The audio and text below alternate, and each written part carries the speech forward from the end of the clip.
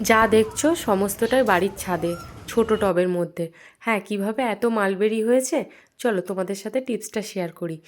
প্রথমে মালবেরি গাছটাকে এইভাবে কাটিং করে দিয়েছিলাম, প্রায় সমস্ত ডালই আমি কেটে ফেলেছিলাম, ঠিক যেমনটা ভিডিওতে দেখা যাচ্ছে। তারপরে এই প্রচুর ফল হয়েছিল, মানে পাতার থেকে মালবেরি বেশি হয়েছিল।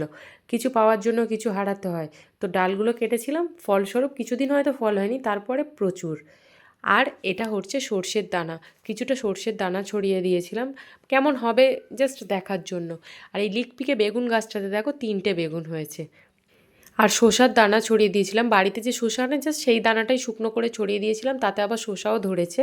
ইচ্ছা থাকলে উপায় হয়, এখন তো আর সবার জমি থাকে না, তো ছাদের ছোট টবে যেটুকু সম্ভব ব্যাস সেটুকুই।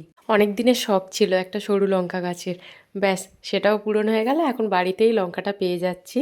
সত্যি বলতে গেলে হয়তো পয়সা দিলে এগুলো সমস্তটাই কিনতে পারবো, কিন্তু শখ হয়।